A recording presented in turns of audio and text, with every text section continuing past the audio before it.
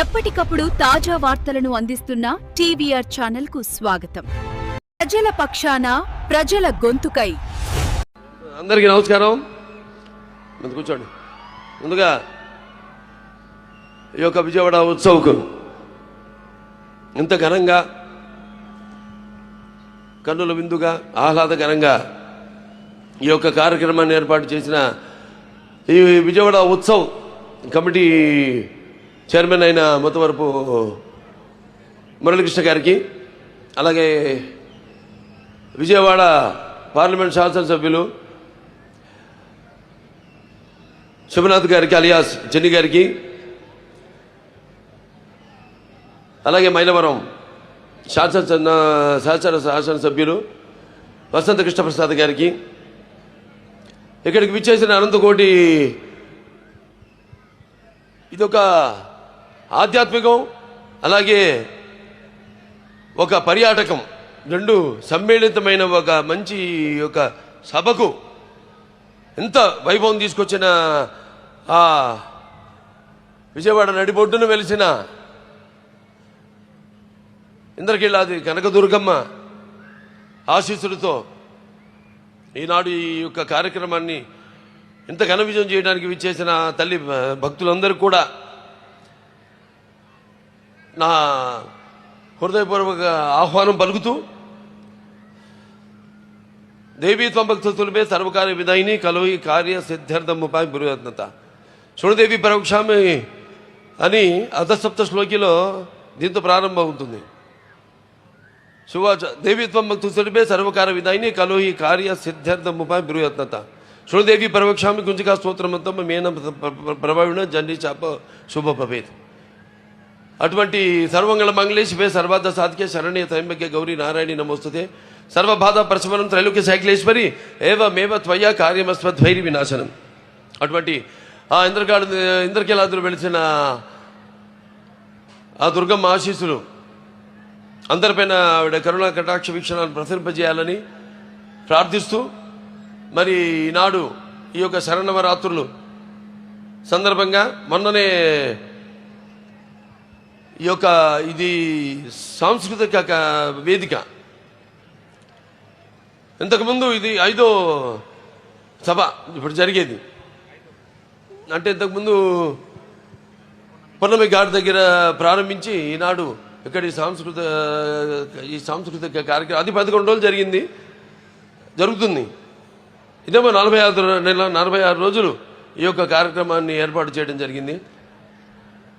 ముందుగా మరి శరన్నవరాత్రులు అనగానే ముందు మనకి ఈ యొక్క శ్రీ లలిత త్రిపుర సుందరితో మొదలయ్యి దాని తర్వాత గౌరీమాత అయితేనేమి, అలా ఈ చివరికి మహిషాసుర మర్దినితో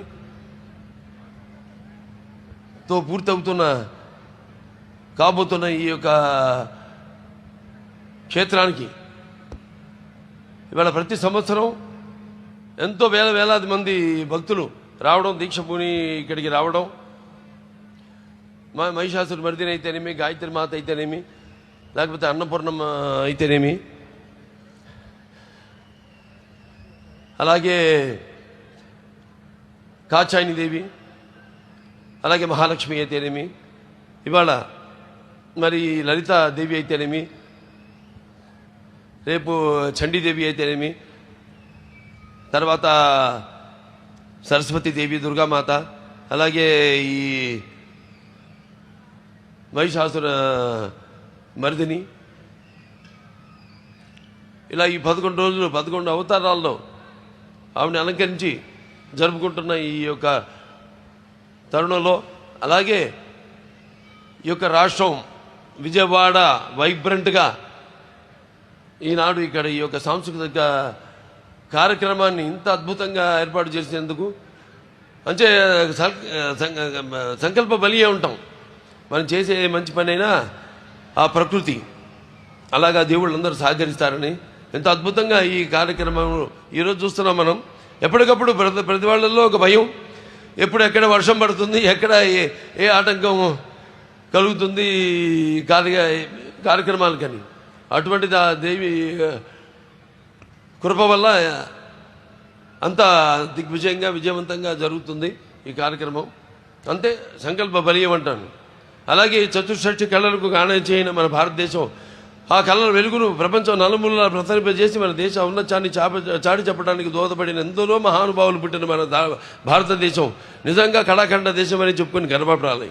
నిజమే, మన దేశం గొప్పదే, కళ గొప్పదే, కళకి చావు లేదు. అటువంటి కళలను పునరుద్ధరించడానికి నేటి తరం వాళ్లకు తెలియజేయడానికి ఈనాడు వాళ్ళ కృష్ణా జిల్లాలో ఇక్కడ జరుపుకుంటున్నాం. కానీ మన కృష్ణా జిల్లా నడి మన చుట్టుపక్కల చూస్తే మళ్ళీ కూచిపూడి ఉంది. అలాగే ఈ మన ఈ బొమ్మలు తోలు బొమ్మలాట తోలు బొమ్మలాటలకి అయితేనేమి అన్నిటికీ ఎంతో ప్రసిద్ధమైన మన ఈ కృష్ణా జిల్లా. అందున ఇక్కడ విజయవాడలో ఈ కార్యక్రమం జరుపుకోవడం అంటే ఇక్కడ ముఖ్యంగా చెప్పారు సినిమాలు కూడా ఇది ఒక కేంద్ర బిందువు అని. విజయవాడ ఆ రోజులు గుర్తొస్తాయి. నేను అప్పుడు ముఖ్య కేంద్రంగా ఉంటూ ఇక్కడి నుంచి పంపిణీదారులు అయితేనేమి లేకపోతే సినిమా యాజమాన్యం వారు అయితేనేమి ఎంతో ఈ సినిమా పరిశ్రమలో ఎంతో ముఖ్యమైన పాత్రను పోషించి ఈ యొక్క సినిమా ఒక పరిశ్రమకు అభివృద్ధి కోసం ఎంతో వాళ్ళు తోడ్పడ్డారు. అలాగే నేను ఇక్కడ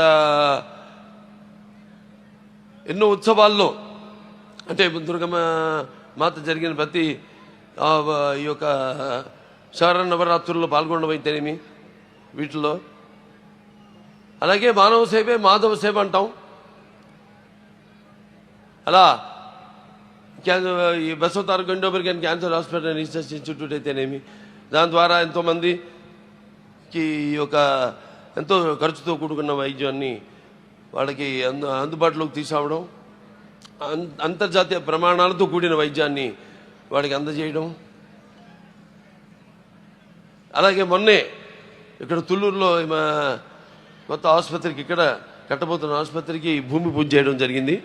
త్వరలోనే త్వరగతిలో అమ్మవారి ఆశీస్సులతో ఆసుపత్రిని కూడా పూర్తి చేసి ఆ యొక్క వైద్య సౌకర్యాన్ని మీ అందరూ కూడా అందజేస్తామని ఈ సందర్భంగా తెలియజేసుకుంటూ మరి వాళ్ళ అందరి చూపు మన ఆంధ్రప్రదేశ్ రాష్ట్రం పైనే ఉంది. ఎందుకంటే దానికి బ్రాండు చంద్రబాబు నాయుడు గారు, మన ముఖ్యమంత్రి చంద్రబాబు నాయుడు గారు. ఆయన నాయకత్వంలో తప్పకుండా త్వరగతిని అమ్మవారి ఆశీస్సులతో ఈ యొక్క రాష్ట్రం త్వరగతిన అభివృద్ధి చెంది ఎన్నో ఆటంకాలు ఉన్నాయి, ఎన్నో ఈ యొక్క ఆర్థిక సమస్యలు ఉన్నాయి మనకి. వాటిలన్నింటినీ అధిగమించి రాష్ట్ర అభివృద్ధి కోసం 24 గంటలు పనిచేస్తున్నాడు ఆయన. తప్పకుండా ఈ యొక్క ఆయనకున్న అనుభవంతో అయితేనేమి లేకపోతే ఆయనకున్న పరిజ్ఞానంతో అయితేనేమి ఈ యొక్క రాష్ట్రం త్వరగతిన ముందడుగున మన భారతదేశపు పట్టంలోనే